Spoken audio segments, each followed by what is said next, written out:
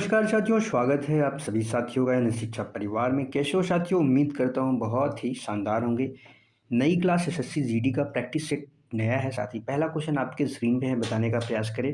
और अगर आप हमारे चैनल पे नए हैं तो चैनल को सब्सक्राइब करके वीडियो लाइक शेयर जरूर करें अपने दोस्तों के साथ। पहला क्वेश्चन है साथी, अब स्क्रीन पे बताएंगे क्या होगा इसका आंसर। निम्नलिखित वाक्यों में शुद्ध वाक्य है, शुद्ध वाक्य कौन सा है? मेरे घर के पास एक हलवाई की दुकान है। मेरे घर के पास एक हलवाई की दुकान स्थित है। मेरे घर के पास एक हलवाइयों की दुकान है। मेरे घर के पास हलवाई की एक दुकान है। बताएंगे साथी क्या होगा इसका राइट आंसर।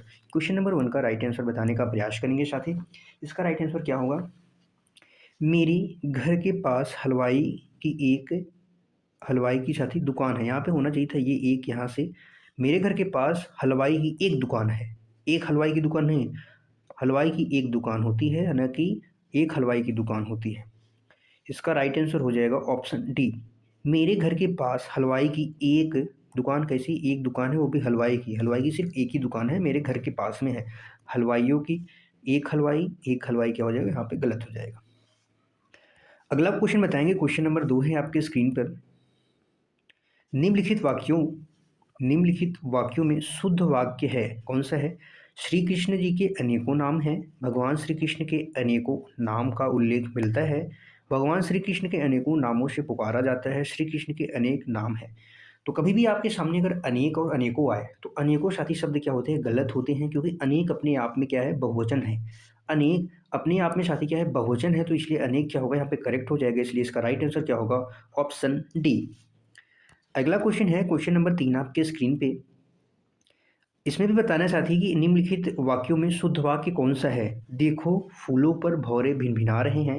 देखो फूलों पर भौरे गुंजार कर रहे हैं। देखो फूलों के ऊपर भौरे गुजराते हैं। देखो फूलों के ऊपर भौरे भिनभिना रहे हैं। जब भी बात साथी भौरों की आए या मक्खी की आए, तो मक्खियाँ जो होती हैं वो क्या करती हैं? भिनभिनाती हैं। भौरे भिनभिनाते नहीं हैं, गुंजार करते हैं। तो इसलिए भिनभिनाने वाले ऑप्शन क्या हो जाएंगे हमारे? गलत हो जाएंगे। आप ऑप्शन और सी और बी और सी देखेंगे। देखो फूलों पर भौरे गुंजार कर रहे हैं। देखो फूलों के ऊपर भौरे गुंजारते हैं, तो ये क्या हो जाएगा? गलत हो जाएगा। इसका राइट आंसर हो जाएगा ऑप्शन सी। गुंजार कर रहे हैं ना कि गुंजारते हैं। गुंजार कर रहे हैं, ये शुद्ध लग रहा है। अगला क्वेश्चन क्वेश्चन नंबर 4 है आपके स्क्रीन पे। बताएंगे साथी क्या होगा इसका राइट आंसर।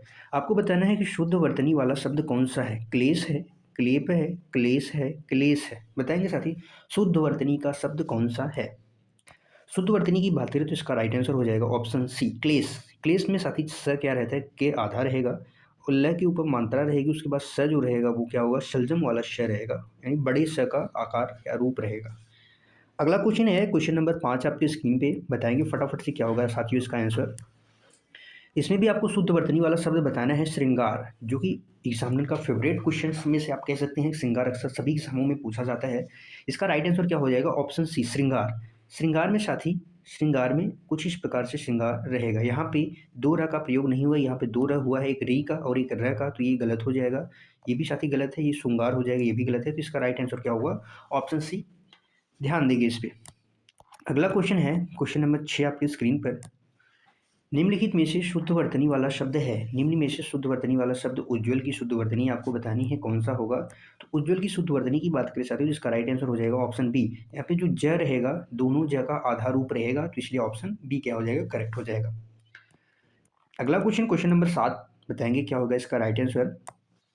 निम्नलिखित में से शुद्ध वर्तनी वाला शब्द, फिर से आपको बताना है कि शुद्ध वर्तनी वाला शब्द क्या है। हिरण्यकशिपु होता है, कश्यप होता है, कश्यप होता है, कश्यप होता है। बताएंगे तो सब कभी भी साथी हिरण्यकश्यप के बारे में बात हो तो क्या होता है? हिरण्यकशिपु होता है, न कि हिरण्यकश्यप। क्या होता है यहाँ पे? हिरण्यकशिपु होता है। क्या होता है? हिरण्यकशिपु होता है। वर्तनी की दृष्टि से ये भी शुद्ध है, आपको इसको ध्यान में रखना है। अगला बताएंगे। अगला क्वेश्चन है, गुरु के समीप रहकर अध्ययन करने वालों के लिए एक शब्द बताना है। जो गुरु के समीप रहकर अध्ययन करने वाला के लिए एक शब्द है, क्या है? एक शब्द शिष्य है, आश्रमवासी है, विद्यार्थी है, अंतेवासी है। बताएंगे इसका राइट आंसर हो जाएगा ऑप्शन डी। अंतेवासी को साथी क्या कहते हैं? चेला। एक प्रकार से हम कह सकते हैं चेला या शिष्य। जो गुरु के समीप रह के अध्ययन करता है उसको अंतेवासी कहते हैं, चेला या समीप रहते हैं। आश्रमवासी उसे कहते हैं जो आश्रम में, मठ या आश्रम में जो रहने वाला व्यक्ति होता है उसको आश्रमवासी कहते हैं। ठीक है, इसका राइट आंसर होगा ऑप्शन डी। अगला क्वेश्चन है जिसके हृदय पर आघात हुआ हो, जिसके हृदय पे आघात हुआ हो वाक्यांश के लिए उपयुक्त शब्द होगा मर्माहित, मर्माहत, मर्माहूत, मर्माहूत। बताएंगे क्या होगा इसका राइट आंसर।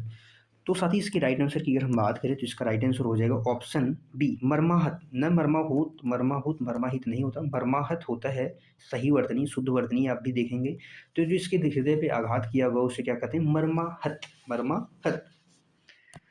अगला क्वेश्चन है, आपको बताना है घोड़ा शब्द का पर्यायवाची, घोड़ा शब्द का पर्यायवाची नहीं है बाज, तुरंग, शार्दूल है।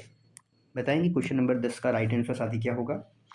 घोड़ा शब्द का पर्यायवाची है बाज, तुरंग, है के साथ साथ अश्व भी कहते हैं। अश्व किसका पर्यायवाची है, घोड़ा का है, बाजी भी है, तुरंग भी है, अश्व भी है। इसका राइट आंसर हो जाएगा ऑप्शन सी शार्दुल। शार्दुल साथी किसका पर्यायवाची, सिंह का पर्यायवाची, जिसे शेर कहते हैं, सिंह या शेर, शेर का पर्यायवाची। जिसे व्याघ्र कहते हैं, व्याघ्र, मृगराज, वनराज, वनराज, मृगराज, क्या है इसके सबके पर्यायवाची हैं, शेर के पर्यायवाची हैं, याद रखेंगे।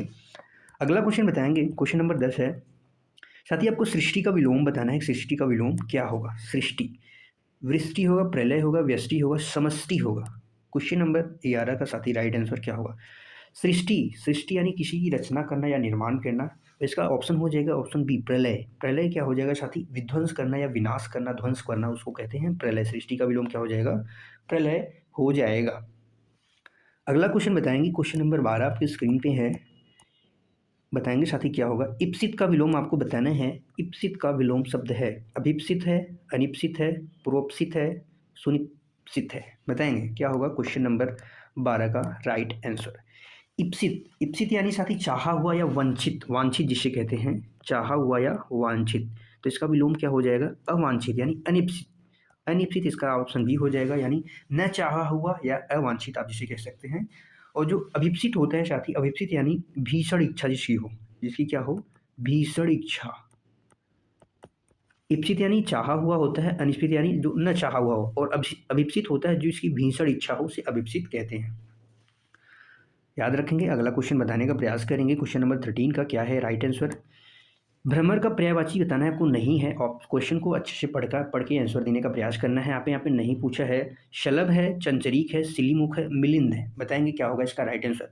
भ्रमर शब्द के पर्यायवाची शब्द की हम बात करें तो साथ ही चंचरीक भी होता है, सिलीमुख होता है, मिलिंद भी होता है, और मधुप भी कहते हैं। क्या कहते हैं, मधुप अली, मधुप अली, षटपद, षटपद, क्या कहते हैं, षटपद, षटपद, षटपद कहते हैं साथी, मधुकर भी कहते हैं, मधुकर, भृंग, ये सब किसके हैं, भ्रमर के पर्यायवाची हैं। इसका राइट आंसर हो जाएगा ऑप्शन ए सलभ। सलभ क्या है, भ्रमर का पर्यायवाची नहीं है। अगला क्वेश्चन बताएंगे, क्वेश्चन नंबर 14 है आपके स्क्रीन पर। जिसे किसी वस्तु की स्पृहा न हो, जिसे किसी वस्तु की स्पृहा यानी चाह होता है, चाह न हो, उसके उपयुक्त के लिए शब्द क्या होगा, निःस्पृहा, निःस्पृह, निःस्पृह, निःस्पृहीन। बताएंगे साथी क्वेश्चन नंबर 14 का क्या होगा राइट आंसर। इसका राइट आंसर हो जाएगा ऑप्शन बी निःस्पृह। निःस्पृह यानी जिसे किसी वस्तु की चाह या स्पृहा न हो तो उसे क्या कहते हैं, निःस्पृह। अगला क्वेश्चन बताएंगे, क्वेश्चन नंबर 15 है आपकी स्क्रीन पर। जो अपने पद से हटाया गया हो, जो अपने पद से हटाया गया हो के लिए उपयुक्त शब्द होगा पदभ्रष्ट, पदानत, पदानुवत, पदानुगत, पदच्युत। बताएंगे साथी क्वेश्चन नंबर 15 का राइट आंसर क्या होगा। पदभ्रष्ट का पदभ्रष्ट शब्द की अगर हम बात करें साथी तो पद का दुरुपयोग करता है, जो पद का दुरुपयोग, जो पद का दुरुपयोग करता है उसे पदभ्रष्ट कहते हैं। और जो पदानवत होता है उसे पैरों पर झुका हुआ जिसे होता है, जैसे पद पे अवनत यानी पैरों पे झुका हुआ। और पदानुगत होता है साथी जो पद का अनुसरण करने वाला हो, पदानुगत उसे कहते हैं। इसका राइट आंसर हो जाएगा ऑप्शन डी पदच्युत यानी पद से हटाया गया हो, पदच्युत यानी पद से हटाया गया हो, सस्पेंडेड जिसे आप कह सकते हैं। अगला क्वेश्चन, क्वेश्चन नंबर 16 है, आपको बताना है क्वेश्चन नंबर 16 का राइट आंसर क्या होगा। मीनाक्षी शब्द का पर्यायवाची है सुंदरी है, दुर्गा है, मछली है, लक्ष्मी है। बताएंगे मीनाक्षी शब्द का पर्यायवाची साथी क्या होगा। हम लक्ष्मी जी की पर्यायवाची शब्द की बात करें तो लक्ष्मी जी में पर्यायवाची शब्द जैसे हरिप्रिया कहा जाता है साथी, हरिप्रिया कहा जाता है लक्ष्मी जी को। श्री भी कहते हैं, इंदिरा, श्री, इंदिरा, कमला, पद्मा, रमा, ये सब किसके पर्यायवाची हैं, लक्ष्मी जी के पर्यायवाची हैं। और वहीं पे अगर हम बात करें मछली के पर्यायवाची शब्द की बात करें तो उसका पर्यायवाची होता है मीन, मत्स्य, मीन, मत्स्य, जल जीवन, जल जीवन, शफरी आदि क्या हैं, मछली के पर्यायवाची हैं। मीनाक्षी साथी किसको कहते हैं, दुर्गा जी को, मीनाक्षी यानी दुर्गा जी। सुंदरी साथी, सुंदरी जो होता है उसे क्या कहते हैं, कामिनी। वामा जिसे कहते हैं, वामना, वामा, कामिनी, मनमोहनी, ये क्या होते हैं, सुमुखी, ये सब सुंदरी के पर्यायवाची हैं। अगला क्वेश्चन है क्वेश्चन नंबर 17 आपकी स्क्रीन पे, कौन सा शब्द नाग का पर्यायवाची नहीं पूछा है आपसे, कौन सा नहीं है, बताएंगे। सर्प, अहि, विषधर, तरंग। क्वेश्चन नंबर 17 का राइट आंसर क्या होगा, साथी सर्प भी पर्यायवाची है नाग का, अहि भी है, विषधर भी है, लेकिन तरंग पर्यायवाची नहीं है। क्या है, तरंग पर्यायवाची नहीं। तरंग किसको कहते हैं, लहर को। लहर या हिलोर या उर्मी, जो मौज, ये सब क्या होती हैं, उर्मी, ये सब तरंग के पर्यायवाची हैं। नाग के पर्यायवाची सर्प, अहि, विषधर भी होते हैं। भुजंग, सांप, भुजंग होता है, सांप होता है। अहि तो आपको बताया हमने कि अहि ऑलरेडी होता है, अहि। अहि के साथ साथ हम ब्याल भी कह सकते हैं, ब्याल, भुजंग, भुजंग, उरग, फड़ी, ये सब क्या हैं, सांप के पर्यायवाची शब्द हैं। अगला क्वेश्चन बताने का प्रयास करेंगे। क्वेश्चन नंबर 18 क्या कह रहा है, आपके स्क्रीन पे है, निम्न में से आवास का विलोम होगा, अवज्ञा होगा, अनावर्त होगा, अनावर्तक आप कह सकते हैं, निवर्तक, प्रवास। आवास का विलोम साथी क्या होगा, यानी जो अपने घर पे रहता है, जो अपने घर पर, अपना घर जो होता है वही आवास होता है, इसका हो जाएगा प्रवास। क्या हो जाएगा, प्रवास। जो दूसरे स्थान पे जाकर रहता है, जो अपने घर पे न रहता है, जिसका अपना घर न हो दूसरे स्थान पे, तो उसको क्या होता है, प्रवास कह देते हैं। अगला क्वेश्चन है क्वेश्चन नंबर 19 आपकी स्क्रीन पे, बताएंगे साथी क्या होगा इसका राइट आंसर। निम्नलिखित वाक्य में आए खाली स्थान के लिए सही विकल्प का आपको चयन करना है।